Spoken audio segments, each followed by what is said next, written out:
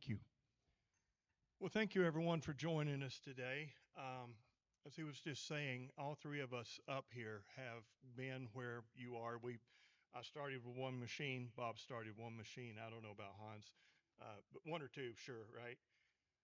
So that's how we started. So we're just going to try to give you a couple helpful hints to how to take your business to the next level, or maybe it's not a business yet. Maybe you're just an enthusiast and you want to go to that next level.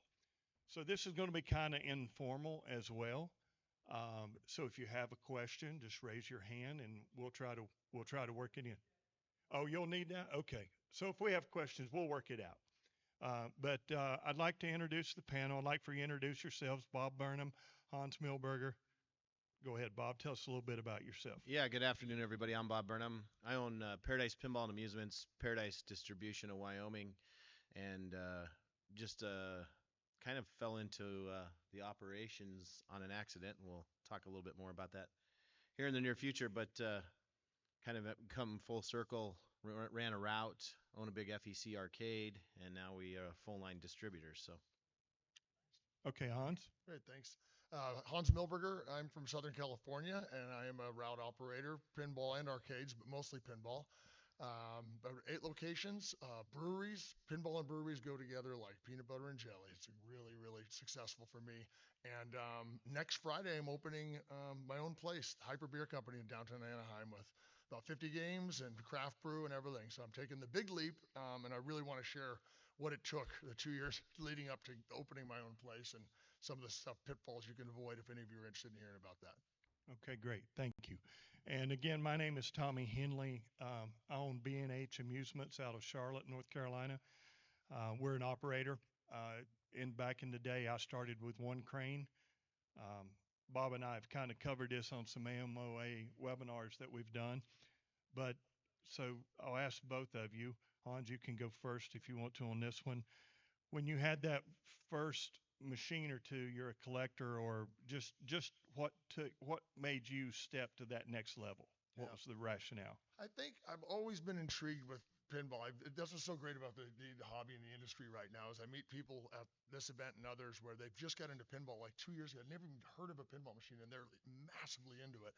I'm the one I started when I was really young, and I've just always been intrigued by coin operated stuff and making money when I'm not there. I just love that. There's nothing.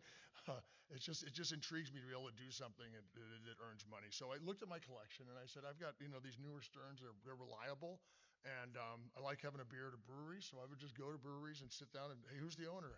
You really should put some pinball machines in here. And I talked to him, and swing and a miss, like you and I were talking, Tommy. It's like banging your head against the wall, and you got to have some moxie and confidence. And I made myself a business card, and I came in, professionally and stuff, and say, hey, and I got insurance and a license too, so I can say, listen, I got liability insurance, I'm licensed, doing this legally, and just keep trying. And when you hit it, you get one. And now I was telling you, Tommy, that I'm to the point now that I get calls. Hey, I got a brewery. I want to put pinball machines. I'm interviewing them. It's like, okay, how many days a week are you open? What are your hours? Are there any restrictions? Do you have a bouncer? All those sorts of things. So I'm being more selective now, which is a great place to be. But getting that first one it takes some time and some doing and persistence. How about you, Bob? yeah, right. So I started about 22 years ago. I picked up a pinball machine at a garage sale. It was a time machine pinball machine that wasn't working, and kind of rekindled my passion for pinball. I was like, I used to play in the arcades as a kid like crazy. Adam's Family was my game when I was little, and Creature from the Black Lagoon. And so I kind of started getting interested in pinball again, and I was working on this pinball machine. I called a local bowling alley in the area, and I said, hey, you guys got pinball machines to play? Because I was just wanting to go play pinball. And he goes, no. He said, I've been trying to get pinball machines in here for years, and nobody will bring me any pinball machines. So I hung up the phone and got to thinking. I was like, I had a lawn service I had recently sold, so I had a little cash in my pocket, and I was like, I called him back. I said, well, how about I bring you some pinball machines? He goes, yeah, sounds good. So went out and bought a Adam's Family and a Fishtails and a Star Trek Next Generation, which was probably the most problematic pinball machine I could ever buy. But I put it in the location with the time machine. I'll never forget the first time I walked in that location and opened that coin door and saw all those quarters sitting in that cash box glistening under the lights. I was like, holy cow, I'm on to something here. And so a couple weeks go by, and then the owner calls me up and he goes, well, we got a problem here. He goes, I guess you're going to have to bring me arcade games. And I'm like, huh? And he's like, the guy that had all the arcade games in here got mad and pulled them all out. So I was like, all right. So went out and bought a Time Crisis 2 and actually a Deer Hunter USA, and put them in the location, and the rest was history. I couldn't believe the cash I all of a sudden started coming into with just a little investment. So I'm like, all right, this is so cool. So started looking around for other places to put machines. Just started knocking on doors, cold calling on restaurants, places in the area, other bowling alleys. Ended up with 150 locations we take care of, and just kept reinvesting and reinvesting, growing it as I was coming along. I was selling trucks full time for a truck dealership, and then when I hit about 30 locations, I was like, you know what, I think I can do this, and dropped the truck sales and went full time into the route. And then 22 years later, now we we've turned into a full line distributor, and then we have our own very large arcade in Cheyenne, Wyoming, with 100 machines in there, with food and with a bar and everything. So that's kind of how I got started in the whole industry. Would have never had a clue if you'd have told me in high school, but best thing I ever did. So That's great. Mine was totally opposite. I had a construction service company. Had four employees. This was between 2008 2010. Had four employees. That recession area we went through, I laid everybody off. I had all the same bills that I had with no money coming in. And I had run some cigarette machines in bars and drink machines on construction sites, just as a sideline, a little extra money there. And I called my distributor, and I'm like, I need to make money. What can I do? And she said, buy a crane. And I'm like, all right, great. She said, find a location, put a crane in, it'll make money. I'm like, can I buy it on credit? So that's that's how I got started, was straight out of the necessity and just grew from there. So we've talked about the success. So let's talk about the hard stuff. I mean, it's easy to talk about the success, but what do you think the number one hurdle, Bob, that you had that stands out in your mind, the first thing that went sideways? I mean, I didn't really have any huge hurdles. I mean, the things I kind of learned along the way was I was a big time pinball collector, so I'm like, man, I don't want these people out here beating on my machines and, tearing them up. Or what if a location closes, which I had happen at a couple different locations, and it was actually not with a pinball machine, it was a pool table. They had closed one night and pulled the pool table out and never got the pool table back. So learned real quick the importance of contracts, which we call agreements in our industry. You don't ever want to call them a contract to a location. But having agreements in place is a huge thing, and I could tell you story after story of how those saved a location or your machines, having serial numbers written down. That was a kind of a tough lesson learned, but it was a cheap lesson when in the reality of a pool table. So that was kind of a big thing. And then just insurance. Sometimes as you get bigger, you want to have that insurance in case something happens to happen. That's unforeseen. Somebody breaks a pinball glass or something like that gets cut. There is insurance out there. You can do umbrellas and stuff like that. Mhm. But that was something I kind of learned the hard way. Yeah. Kind of the How about school you, hard. Hans? Yeah, I'm going to tally on the stolen game or the Yeah. taken away game. So you get paranoid, and especially luckily it was a pool table, right? Yeah. You guys know how much pinball machines cost, right? New, and you put the old ones out there, they're just not going to earn. They're fun to have. I like it because I like to give people the experience of the old games, but the new games, people want the new games. They earn like crazy in the right location. So what I did to kind of hedge my bet in the beginning, not knowing, I mean, these are half hour, 45 minutes from my house in some cases. I put air tags in the game that bury an Apple air tag in there, but you got to remove the speaker. You have to dissect it and take the speaker out. It'll start beeping. And then if your game's, first of all, you can look and see where your game is all the time. So also, if it's not at the location, you find out where it is and you bring the police, say, my games are in that building right there. So that's one thing. I don't really do it anymore. The games don't get stolen that often, but the place closed. I just had one close. And literally the manager, I knew it was coming. They're like, hey, we're looking for investors to help our brewery out and stuff. And the manager was really nice. And she called me like, Hans, I think you need to get your games out of here by Monday. There's going to be a notice on the door. And I said, thank you so much for calling me. I really Right. appreciate it. How about tomorrow? And so I literally dropped everything, grabbed a trailer, headed down there, loaded them up, and took them away. They were still open, and the agreement really important as well. So my agreement is simple for location, just one page. But Yep. what the most important thing on is that they're my property, and the owner of the business can't encumber it in any way, shape, or form. That way, if they do not pay their rent, and they got to pay rent and stop and lock in the door, you can show that to the police. Say those are my games in there, or the landlord say open the doors, they belong to me, and here's the proof. So that Right. Serial numbers help too. That's another Yeah. a great point. So, Yeah, yeah. I wholeheartedly agree. A lot of people don't use agreements or contracts. Um, I suggest you always do it because it's if you don't want a 4-page agreement, you're going to scare them to death. They'll want their lawyer to look at. Mine is 1 page, sometimes two. I try to cover splits, anything that will cause a conversation or a bad part of the relationship. So I want to cover splits. I want to cover the address, what games exactly. Now I don't always do serial numbers because I move games in and out. Yep. I rotate those.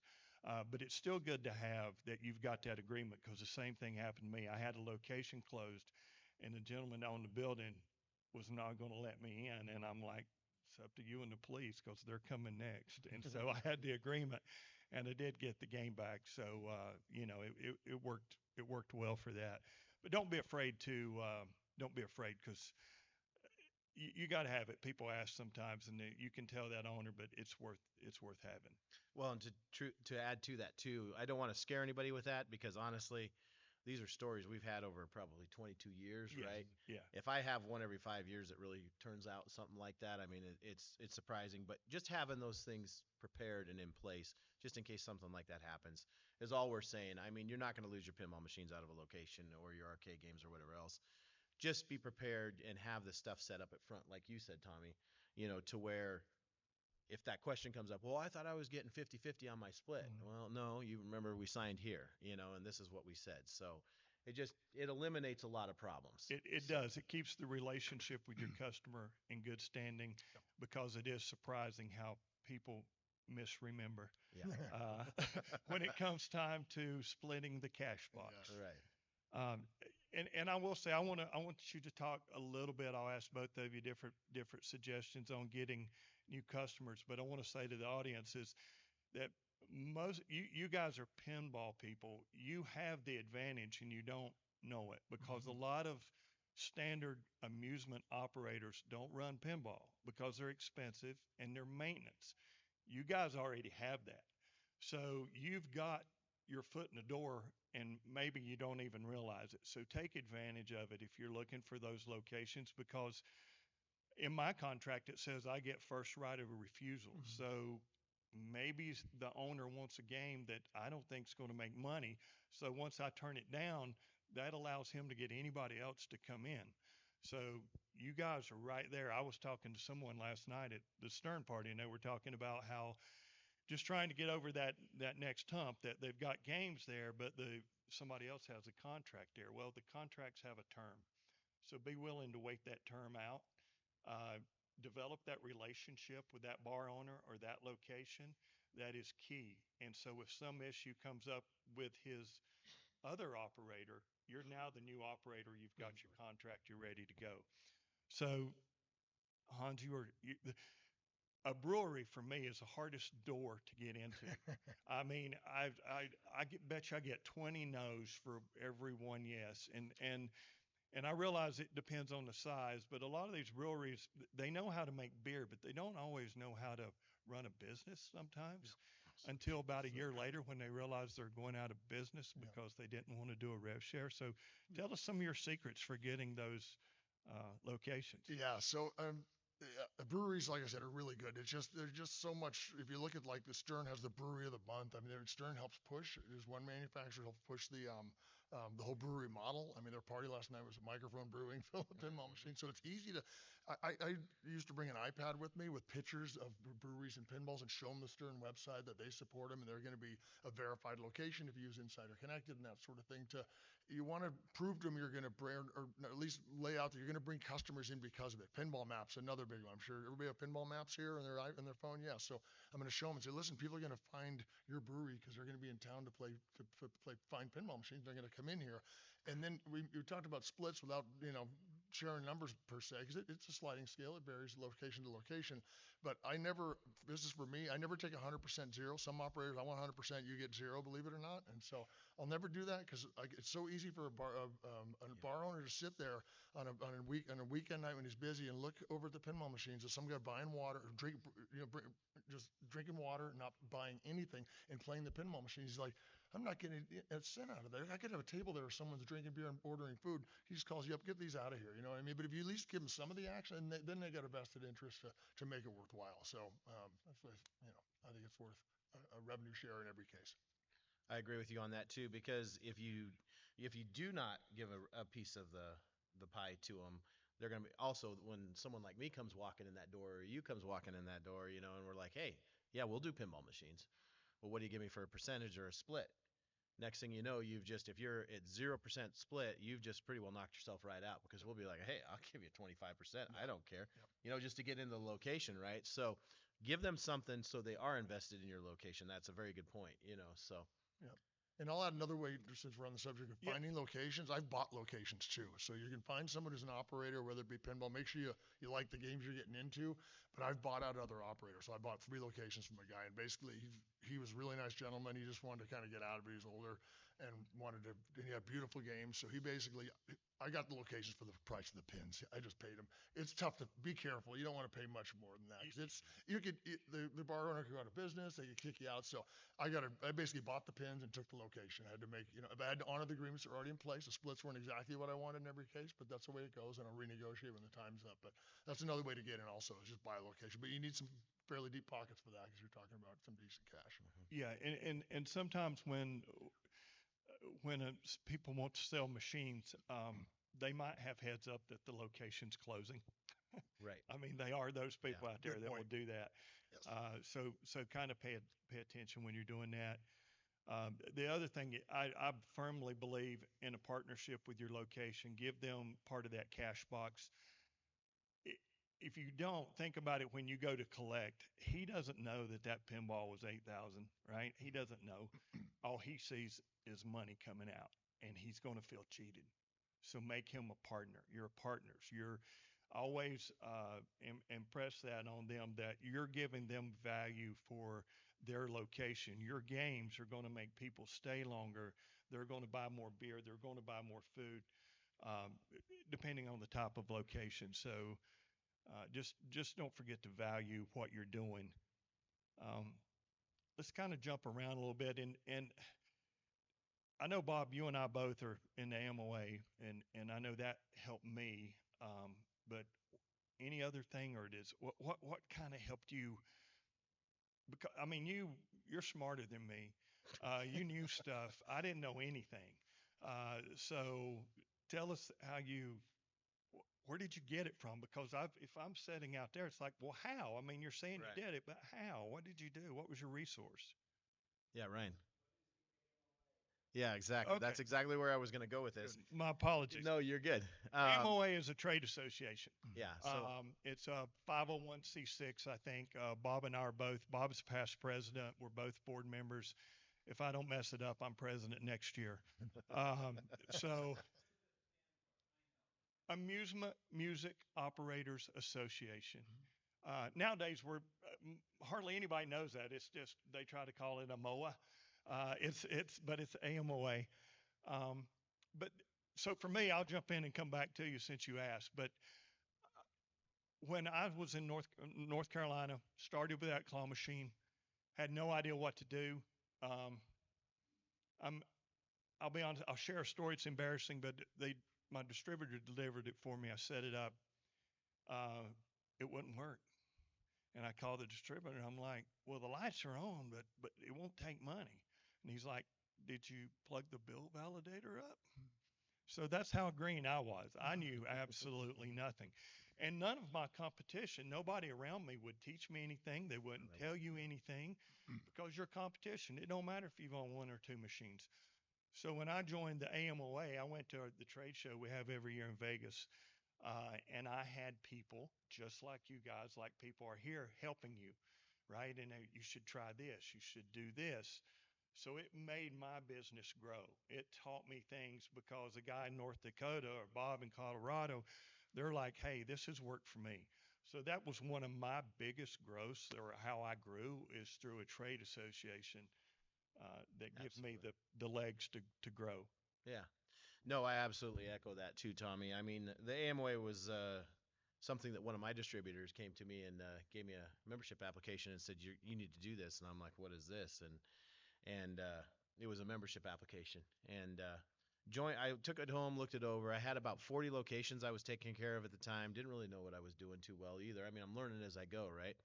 You got to realize there's guys out there that are third and fourth generation that have been doing this. I mean, since the 30s and 40s, when these old pinball machines used to be in locations, right? So these guys have had dad, grandpa, uncles, everybody teach them exactly what to do. I didn't. I'm walking into these locations green, and so I joined the AMOA, and I couldn't believe the amount of information you could get out of the AMOA. It was everybody says you get far more out of the AMOA than you'll ever put into it. The AMOA offers education. They do online sessions, all different types of things. They have tech schools, to where you can learn how to repair this stuff quickly. And actually, Tommy and I teach the tech school. Tommy teaches cranes, and I teach pinball repair. So great things to tap into, take advantage of, to really learn. You'll get a network of people that you can pick up the phone and say, hey, my machine's doing this. I don't know what's going on. And they'll pick up the phone at 8 o'clock at night and answer your questions for you. Or you can talk splits, or what's working for you. I mean, when I joined the AMOA, I wasn't running ATMs. I was like, why in the world would I give anybody my cash? I'm sitting here thinking, how in the world do I get it back? It was Right. like, so they taught me, and I'm like, now I got 55 ATMs out there. So it's like just generating and churning cash for me. So it's incredible. So if you guys want to find out more about the AMOA, definitely come up, talk to Tommy or I. We've got some membership applications. It's amazing what information is out there for the new operator. And that's what we're really trying to do, is we're trying to grow the next generation of operator like we did. And that's Exactly. where we're just trying to share our stories, to where we can help you guys. So, Hans, how about you? Anything special help Yeah, you? really. I was, talked about being into pinball for so many years. I was a volunteer checkout at Banning. Have you ever heard about the Banning Museum of Pinball in Southern California? So broke my heart.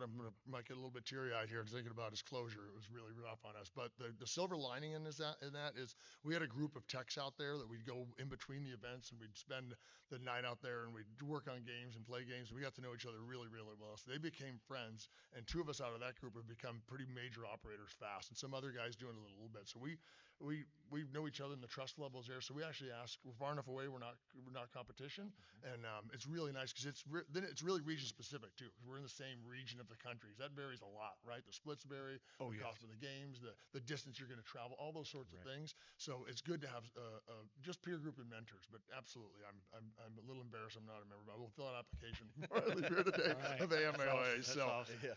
absolutely, but trade associate training. When you said training too, 'cause I have a tech I want to send to some of the. Yeah, it's incredible. That's kind of a nice a perk for to give a business trip and let them learn from you guys. That'd be awesome. Yeah, we love. Um, so, other Hans, to you on this question, we're talking about pinballs. Do you offer other things? Have you grown any, or are you just pinballs? Or Thanks for that question. Excellent. So one thing I always insist of, no matter how small a location is, 1, 2 games, 3 or 4 games, I always put a crane in. If they won't let me put a crane in, I won't put the pinball machines in. So that's the deal. I don't love cranes, but that one crane will out earn those four pinball machines. So to me, that's the golden nugget you need. And then cranes, the mini ones are amazing. They're like a foot by a foot. So I don't have room for a crane. Yes, you do. I've got one that's 12 inches by 12 inches, and it earns just as much as the big one.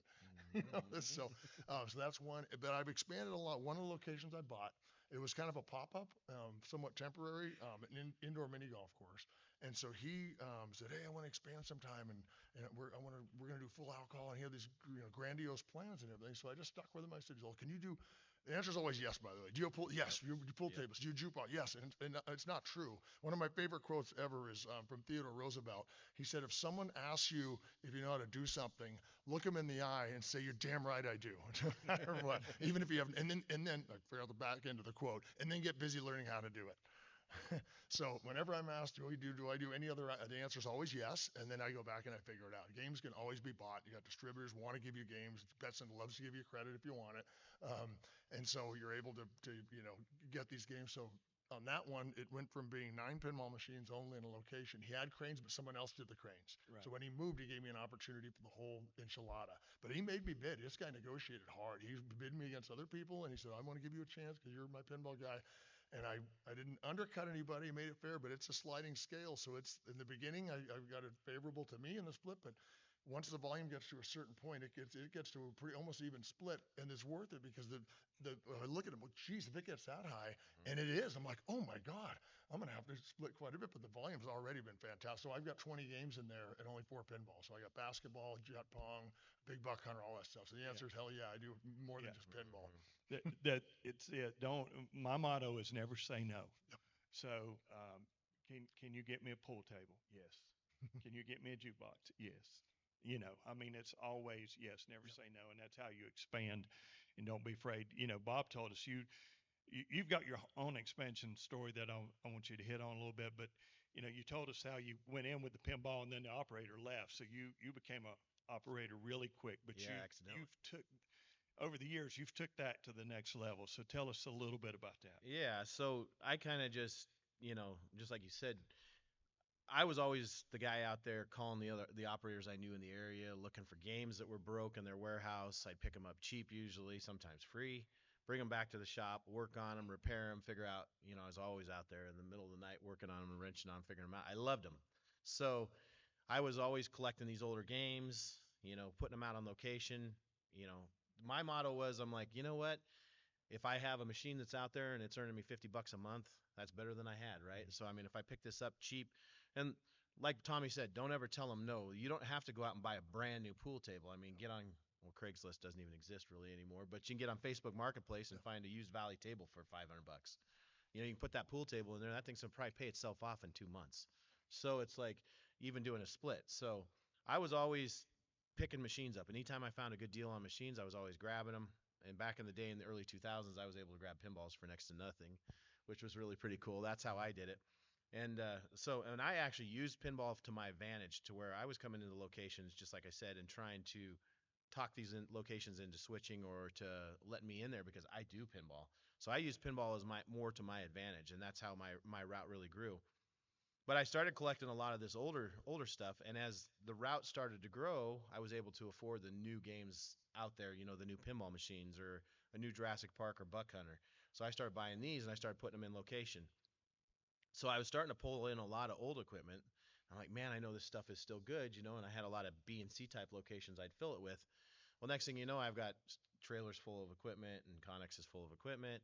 And so I walked into a location of ours that had closed recently, and the owner let us in to get his pool tables out of there.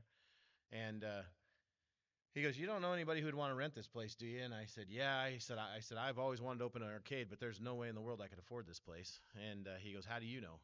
I was like, I just assumed. And he goes, "Well, what can you afford?" And I told him, I said, "I can afford $4,000 a month." He said, "Done." And it was a 5,000 square foot full bar arcade place. And so next thing you know, I'm like, well, I got all this equipment sitting. So I filled this location up with all my old machines and stuff like that, and opened up our own arcade in 2016, and it's still running today. And now just keep reinvesting with that equipment. I just kept using it. It doesn't wear out. It doesn't, as far as there's value there now. So I mean, even if you pick up, say, an old Mortal Kombat or something like that, and you repair it, if you put it out on location, it's not earning well, you can turn around and sell that machine for good income, and then turn around and invest into something that's maybe better for your route. So that's kind of how I did it. And then full circle, then I started looking around, started meeting people through the AMOA. I mean, AMOA gave me the keys to the castle. I say all the time. I met people like Gary Stern and all these other guys out there, the George Petros, and the rock stars of our industry.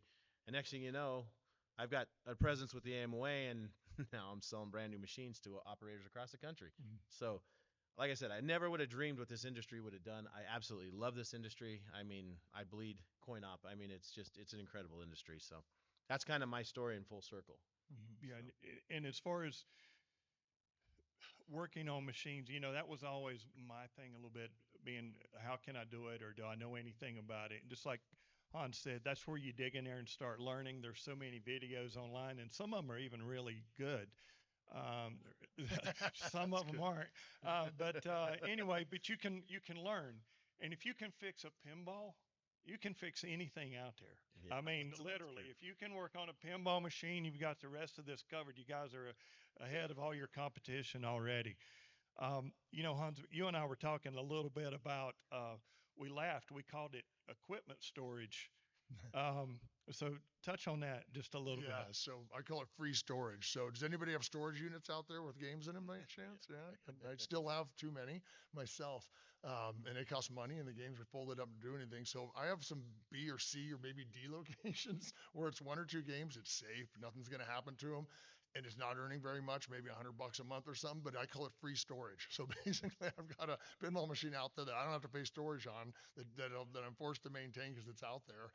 But with pinball, as you know, the more it gets played, the more maintenance it needs. If it doesn't get played a whole lot, it really doesn't need a whole lot of maintenance over time. So it's not ideal. I wouldn't start with that. Well, maybe you do start with that to get something out there to get your feet wet without too much demand, because it's the more they do get played, it's like, success is great, but holy cow! I mean, I've got a league at my local one that I operate on Thursday nights, and I got to rush in there on Thursday and spruce those games up. League players care, and they notice every little thing, and it's a big deal. And they're getting so much play by casuals during the week. By the time league rolls around, I've got to get to touch those games up and clean things up. Yeah. Yeah. Don't go ahead, sir.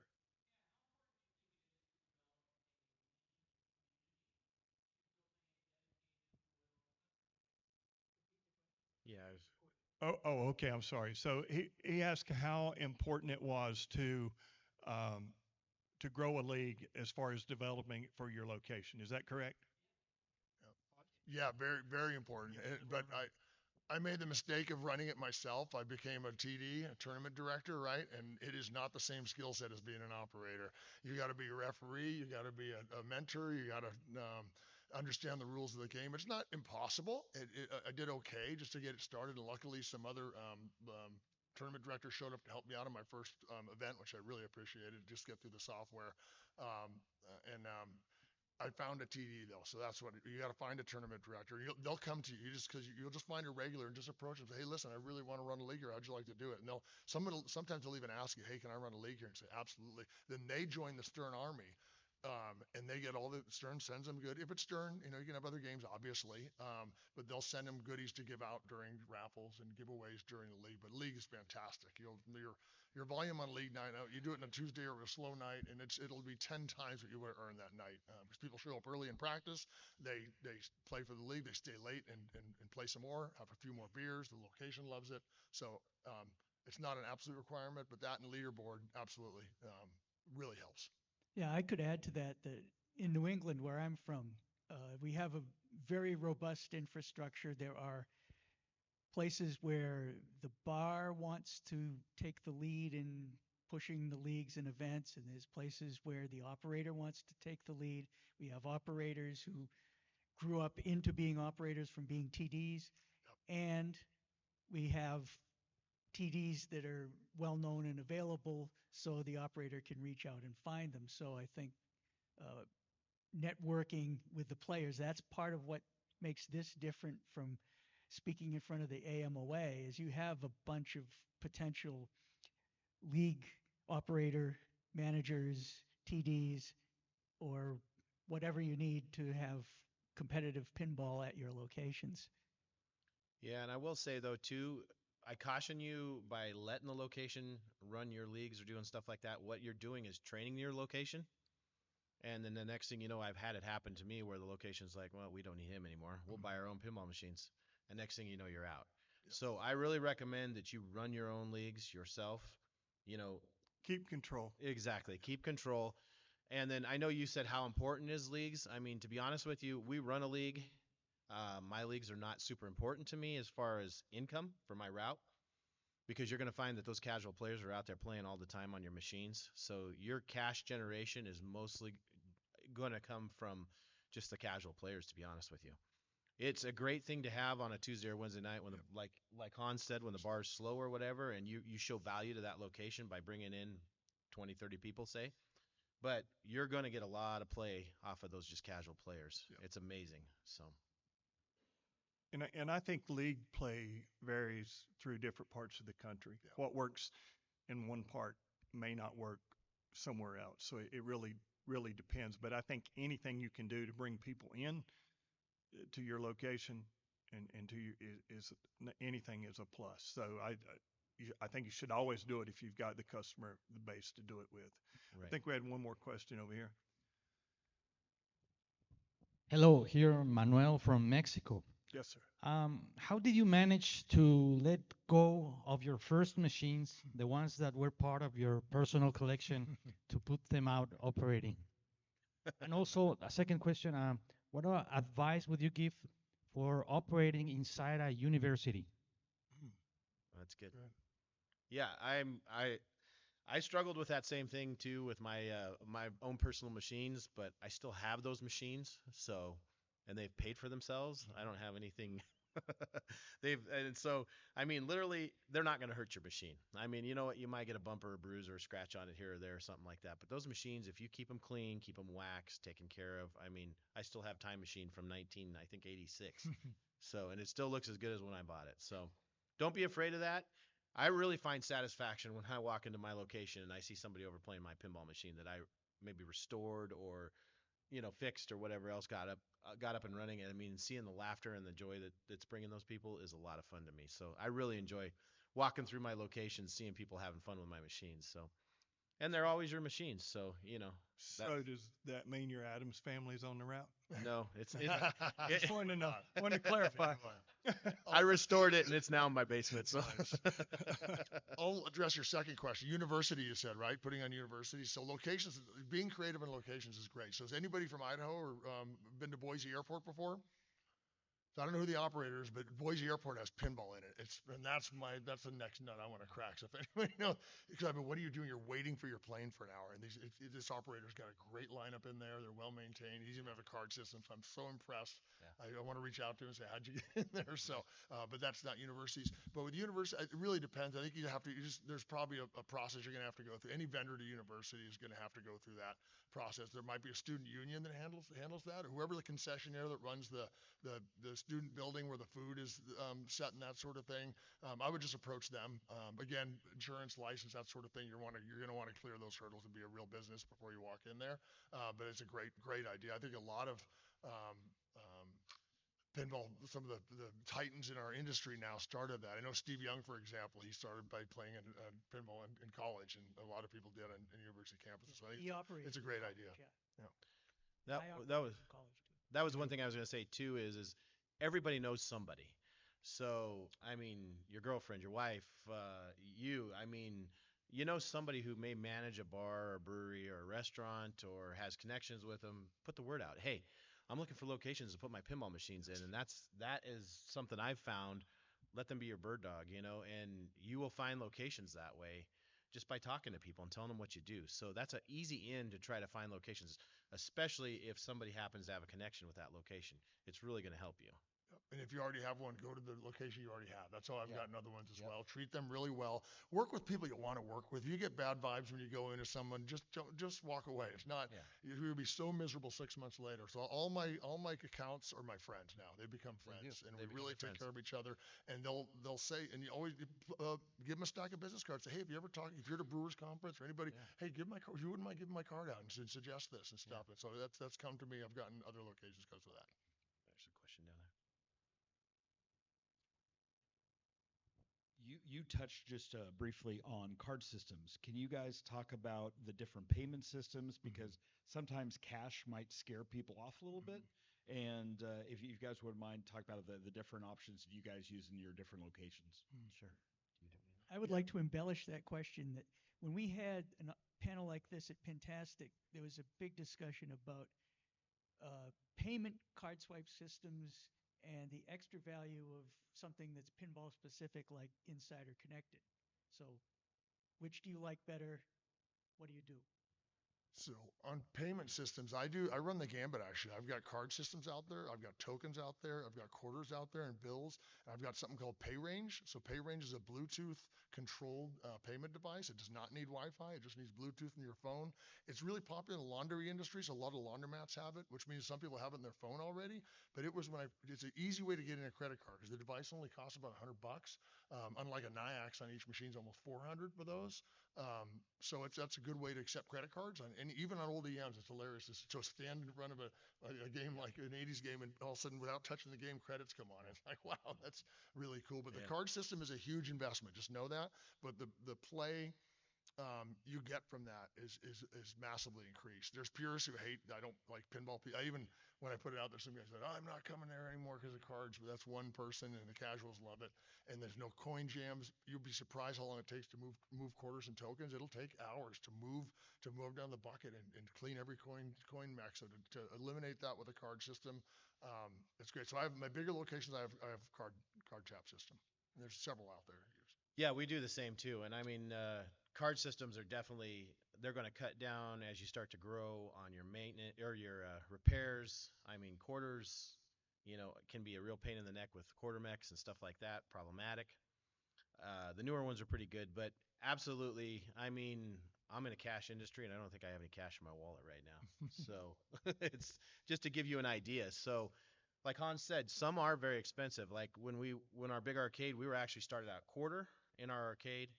We were spending a whole day collecting our arcade every week. It took two guys a day to collect that arcade. So next thing we went to, because we were like, well, we're going to go to Token. We thought Token might be a little bit better. Token was worse. They started taking tokens home because they wanted them for the logo. So then next thing you know, we broke into, we actually ended up using a card system that we found through the AMOA, Amusement Connect, and it's an operator-run card system. Installed that, and then we actually saw almost a 35% increase in our coin intake, which is not coin, but our cash intake, right? So 35% increase. It was unbelievable. And I mean, we're already doing well with just the quarters and the tokens, but the increase was incredible. And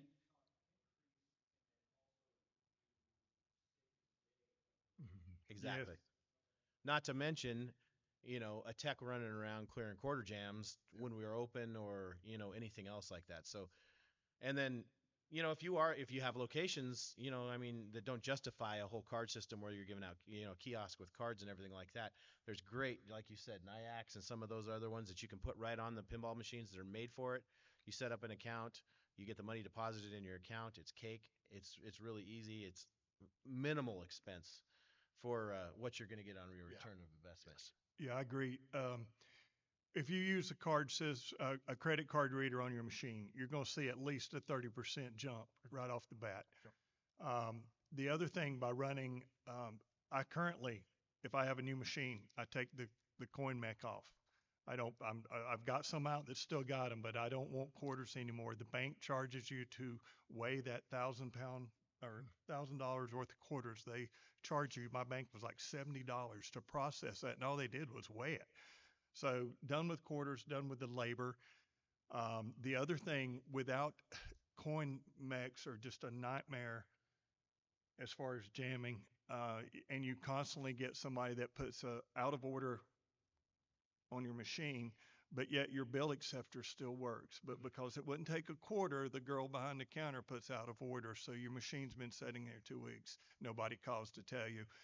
So yeah, you definitely want alternate payment systems. And if you have an arcade where you can do a card system, and there's several great ones out there. One thing that I found I like in an arcade, if you wanted to raise your price a quarter, they don't even realize it with a card system. So you can play with your prices. You can go $1.50 on this Jurassic Park. It's so easy to do. It's because it's credits, not. Sometimes it's perceived. You could go up to a $1.50 on the same machine, and they put money in, and somebody's going to complain. You can call it 6 credits, which is equivalent to $1.50, and nobody says a word.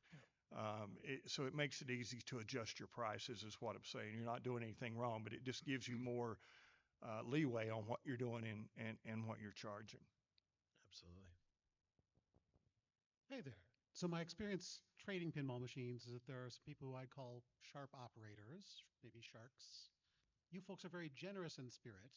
So I'm wondering, like, A, what do you do when you come across those people? And B, like, when do you feel compelled to be a little more sharp operator than you would normally?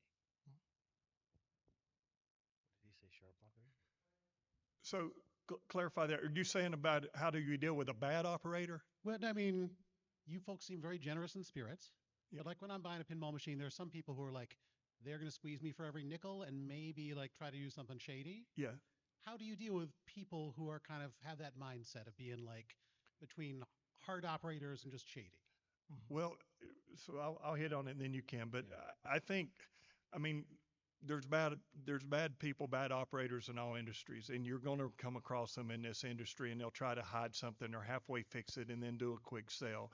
And I've got one or two that come to mind. Personally, I try to never deal with them, right? I don't want to support them. I don't trust them. If I don't trust you, I don't want to do business with you.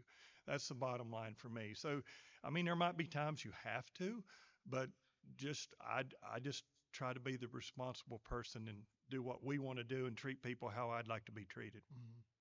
Yeah, and honestly, I mean, I found just like Hans said, most of these people become your friends as they start to realize you're there to help them, Mhm. right? So you're helping their business succeed. So I haven't really had a lot of problems with them. You'll find sometimes you have a ornery manager or something like that, but I just kill them with kindness. I mean, and honestly, it seems like managers come and go all the time. So you know what? I know in 6 months there's probably going to be somebody new anyway, and I'll get along with them really well. So Yeah, yeah, the same. Yeah, it's there's gifts go We a have a long way. ringer Just over something, here with a question. you know, I come from corporate in my day job, and client entertainment's part of industry, right? So I'll take my location owners to dinner once in a while and talk, hey, how's it going? Let's talk, and or, give them a gift card or something like that. It just goes to kill them with kindness, right? And even the people that work for them, the decision makers that are important, that are looking after your games and either clearing a coin jam or cleaning the glass or not, So those little things can go a long way.